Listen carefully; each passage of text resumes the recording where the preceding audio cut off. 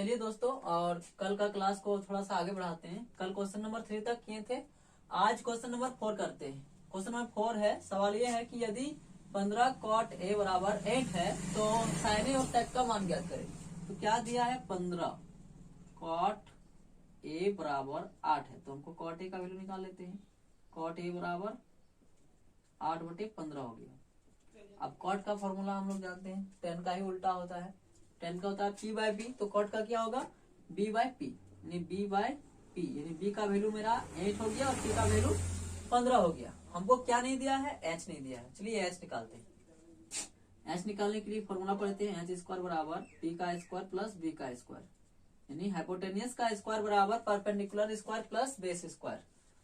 तो p का value दिया है 15, यानी 15 का स्क्वायर प्लस b का है वैल्यू 8 का स्क्वायर, 15 का 225 प्लस 8 का 64, 5 4 9 6 2 8 290। अब एच स्क्वायर का वैल्यू 290 मिला। हमको एच का वैल्यू निकालने के लिए स्क्वायर को हम लोग उधर ले जाएंगे तो रूट में चल जाएगा। रूट में इसका रूट कितना निकलता है, 70। चलिए एच का वैल्यू मुझे क्या पता चला 17 आया। अब हमको निकालने बोल रहा है साइन ए का फॉर्मूला होता है p/h, यानी लंब बटे कर्व, परपेंडिकुलर बटे हाइपोटेनियस। तो इसका परपेंडिकुलर का वैल्यू दे रखा है 15, यानी 15 दिया है, और h का वैल्यू हम लोग निकाले 17। चलिए इसका ये आंसर हो गया। इसी तरह sec a का भी निकाल लेंगे। sec a का वैल्यू, sec a का फॉर्मूला होता है h/b, यानी ये हो गया आपका cos का उल्टा, cos का उल्टा sec होता है, cos का होता है b/h, तो इसका h/b होगा। h का वैल्यू 17 और b का वैल्यू 8, ये आंसर होगा। अगला क्वेश्चन, चलिए सवाल नंबर 5 दिया है, यदि sec थीटा इक्वल टू 13/12 हो तो अन्य सभी त्रिकोणमिति का मान ज्ञात करें। अन्य सभी मतलब सारा, sine cos tan cos sec cosec सारा का वैल्यू निकालना है। तो मुझे दे रखा है सेक थीटा बराबर 13/12। इसका क्या होता है फॉर्मूला, हाइपोटेनियस बटे बेस, यानी कर्ण बटे आधार होता है। हमको नहीं दे रखा है क्या, पी नहीं दिख रहा है। चलिए पी निकाल लेते हैं। पी स्क्वायर बराबर होता है एच का स्क्वायर माइनस बी का स्क्वायर, यानी लंब स्क्वायर बराबर क्या होता है, कर्ण का स्क्वायर माइनस आधार का स्क्वायर। चलिए वैल्यू पुट करते हैं। एच का वैल्यू दे रखा है 13 का स्क्वायर माइनस बी का वैल्यू 12, यानी 12 का स्क्वायर। 13 का 169 और 12 का 144, दोनों को घटाएंगे तो 25 बचेगा, और 25 का ये पी स्क्वायर निकला। पी स्क्वायर जब जाएगा बराबर उधर, बार बार बोल रहे हैं, ये रूट में जाएगा। अब रूट में जब जाएगा तो रूट का वैल्यू 25 का कितना 5 निकल रहा, यानी पी का वैल्यू मुझे 5 पता चला। अब हम लोग सारा का निकालेंगे वैल्यू।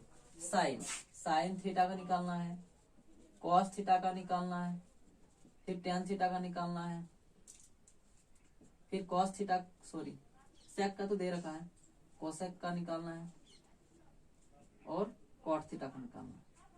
सारा का फॉर्मूला लिख लेते हैं। साइन का क्या होता है p/h, कॉस का क्या होता है b/h, टेन का क्या होता है p/b होता है, और कोसेक क्या होगा, साइन का उल्टा, यानी h/p, और कॉट होता है टेन का उल्टा, यानी b/p। चलिए सबका वैल्यू पुट करते हैं।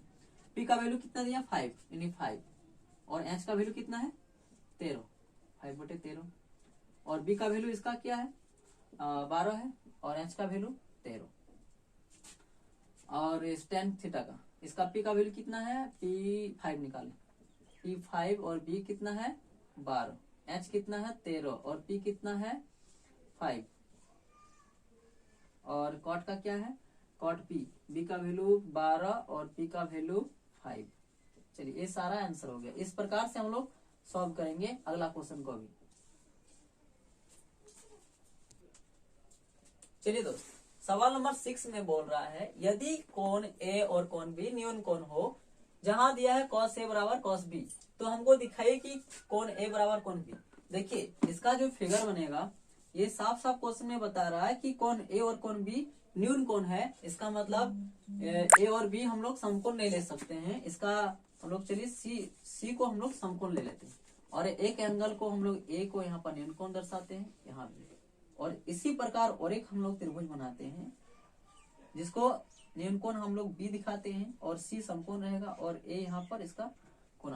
तो यहाँ पर दो त्रिभुज लिए हम लोग, दोनों का सी समकोण हुआ और ए को एक बार एंगल न्यूनकोण दिखाएं और एक बी को न्यूनकोण दिखाएं। तो हमको बोल रहा है कि ए और बी एक न्यूनकोण है जहाँ cos ए बराबर cos बी है, तो हमको दिखाना है कि कोण ए बराबर कोण बी है कि नहीं है। चलिए हम लोग cos ए का वैल्यू निकाल लेते हैं। cos ए का वैल्यू क्या दिया है, cos ए यानी एंगल ए बता रहा है, तो हम लोग ये वाला त्रिभुज लेंगे। cos ए का क्या होता है, आधार बटे कर्ण होता है, तो आधार का इसका क्या है ए सी यानी ए सी, और कर्ण का क्या है यहाँ से देखेंगे ए बी। चलिए इसका एक मिला ए बी, ए सी बटे ए बी cos ए का, यानी फॉर्मूला से बिठाएंगे तो हम लोग का बी बटे एच, तो इसका फॉर्मूला हो, इसको हम लोग इक्वेशन 1 मान लेते हैं। और cos बी का भी वैल्यू निकाल लेते हैं। cos बी यानी ये वाला त्रिभुज देखेंगे और cos बी का क्या होता है, सेम वही होता है, आधार इसका आधार क्या है बी सी यानी बी सी, और इसका कर्ण क्या हो जाएगा ए बी। चलिए ये समीकरण 2 हो गया। अब हम लोग समीकरण 1 और 2 से देखते हैं। समीकरण 1 और 2 से, समीकरण 1 में है ए सी बटे ए बी और समीकरण 2 में है बी सी बटे ए बी। तो देखिए यहाँ से ए बी मिल जा रहा है, इसको हम लोग कैंसिल कर दिए, तो ए सी बराबर क्या मिला बी सी, यानी ए सी बराबर बी सी। इसका दोनों जब भुजा एक दूसरे का बराबर है तो इसका मतलब क्या होगा कि कोण ए बराबर कोण बी, यही हम लोग को दिखाना था। इसी प्रकार क्वेश्चन को सॉल्व करेंगे। अगला क्वेश्चन को